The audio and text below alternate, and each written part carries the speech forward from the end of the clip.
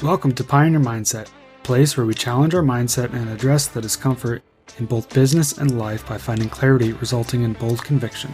I'm your host, Garrett Ruskamp, fifth generation farmer, husband, and father from rural Nebraska. Whether you're navigating frustration from past decisions or worry about the uncertainty you face today in your business, we're going to learn from our struggles and take on new challenges with a resilient mindset. Join me as I share my journey of struggles I faced in agriculture as a farmer and family man. I'm ready to dive into honest conversations to tackle the mindsets surrounding key issues that rural ag business owners face that will ultimately help you gain control, leading to a profitable and sustainable business. Let's adapt to Pioneer Mindset and get to it. Welcome back, everyone. For this week's episode on Pioneer Mindset, I want to talk about this conversation or the topic of, do you know your current financial position? And being this is a Pioneer Mindset, being a forward-thinking of state of mind, I want to really talk about looking into the future and preparing the best that we can. Preparing financing for the future is ultimately what I'm after here. And so I'm going to ask you a couple things is, do you know your current financial position? What is your current financial position? And I'm not asking you to necessarily spit that back out of you, but I'm asking you, do you have a rough idea as to where you're sitting currently? Does your banker know where your current position is? And these are some things that we really need to keep in mind as we move into the future. Now, as I record this currently, we're talking mid-September. Combines are starting to roll. We're going to get busy. We're going to get after harvesting this crop. And I think that's great. But as you listen to this, maybe bookmark this or come back to it, because I think this is going to be really important as we realize all the stuff that we enjoy in agriculture with our job, as we get to looking into the next year. If we want to secure all of that, we're going to need to secure some financing moving forward. And that's ultimately what I want to discuss here and how we go about doing so. Let's start with, when I ask this, do you know your current position? Well, let's start first with what we do know. And what we know is you might know whether you use a line of credit or not. Maybe you're using cash. Most of us are probably using a line of credit at the bank, credit from other people, maybe your John Deere Financial. Either regardless, we're getting credit, we're getting the capital from somewhere. So we might know that we're doing that. We might know our different bank account balances. That's one thing we know. What we also know is, as of now, it's no secret that commodity prices have declined. Corn, soybeans, wheat, alfalfa, those are the primary crops that I'm used to that we raise. And so we might be specific to your operation. What do those look like? What do the commodity prices look like? And this is mostly geared towards the row crops. And I say that because on the livestock side of things, especially the cattle anyways, those values have hung up there pretty good and they're doing pretty good. So the decline, I'd say specifically to the row crops.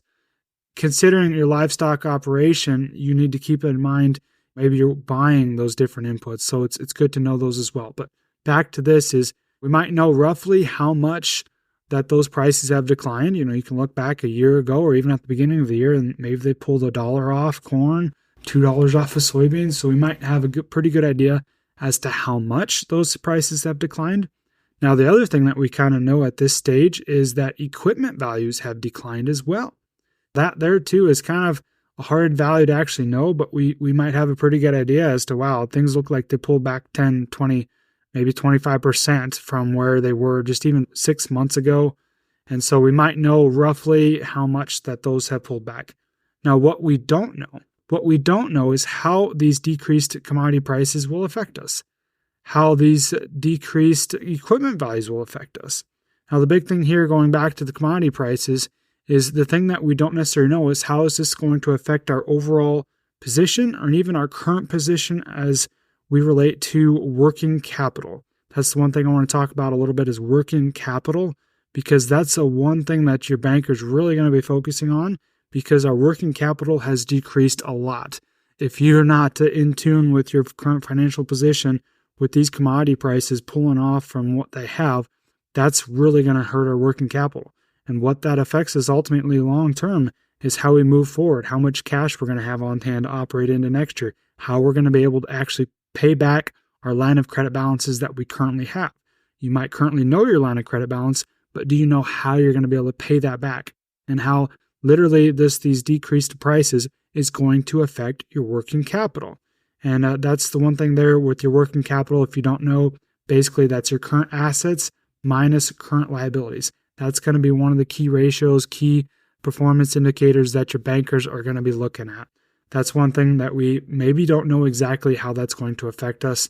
And with the equipment values there, that's another thing that I want to hit on, because if you're looking at a balance sheet, if you're thinking about it in your head right now as you're driving down the road or in the combine or wherever you're at, is you've got your different current assets, intermediate assets, and then your long-term assets.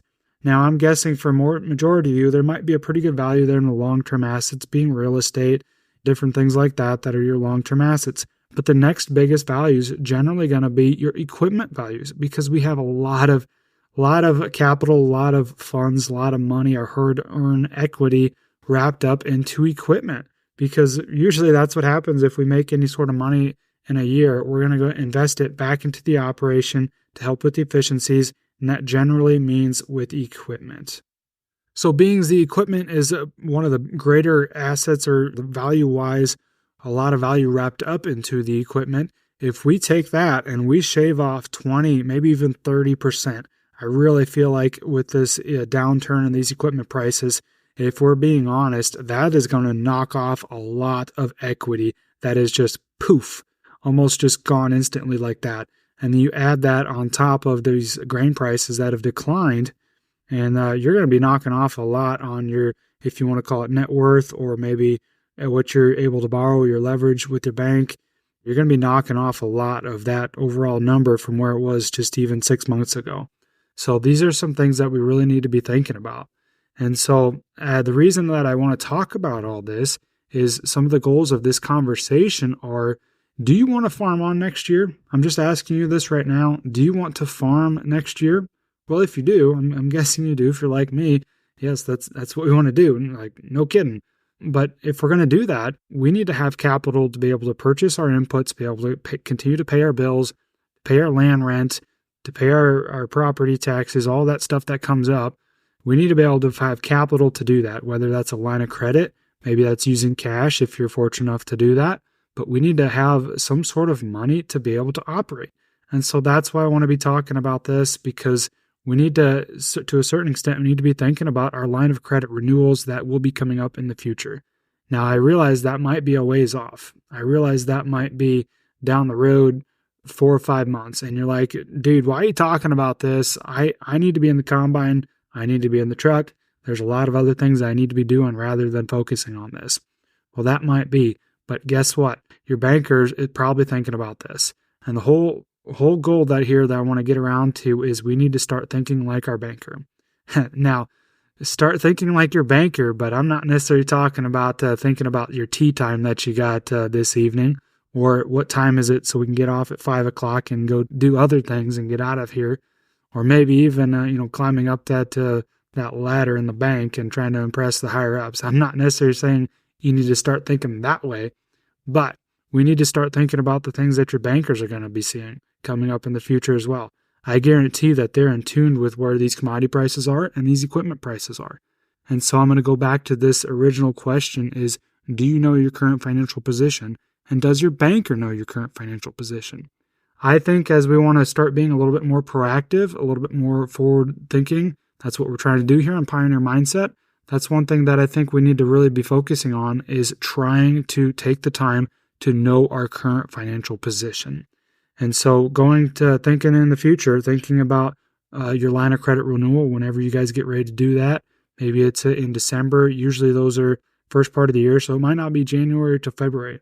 But we need to be really trying to think ahead of that so we can be ahead of date. Because I want to picture this for you.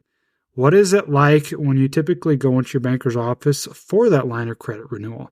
And I'm talking the line of credit renewal specifically because that's kind of the big decision throughout the year.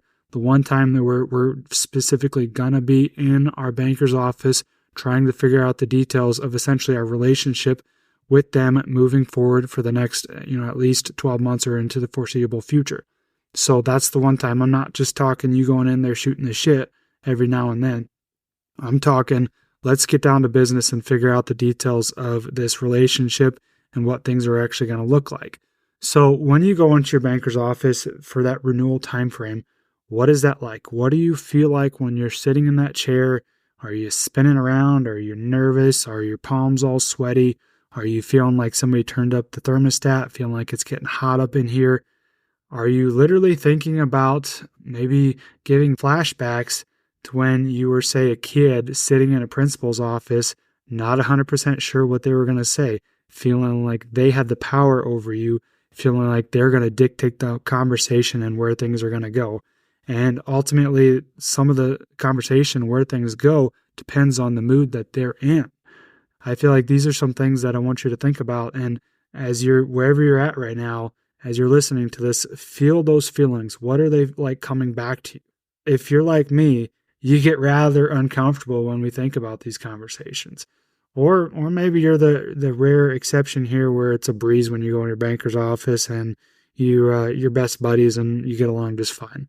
Well, that's great if that's you, but in most cases, it can be a rather uncomfortable conversation because we're just nervous about getting the funding secured for next year and why are we nervous? Generally because we don't necessarily know what our position is, because we don't know what they're going to say.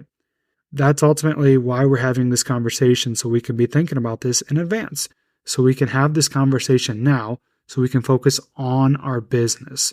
And the one thing that I'll come back to here is, like I mentioned before, I'm not saying that you necessarily need to get out of that combine right now. I'm not saying that you need to stop doing what you're doing, but we're having this conversation ahead of time so that way you can think about these things as you're going into harvest, as you're getting busy. If you can maybe really be honing in on some things that you maybe can do to make this a good proactive situation when we go into renewal time. So think about it in a way that maybe you get a rain day or get a slow day.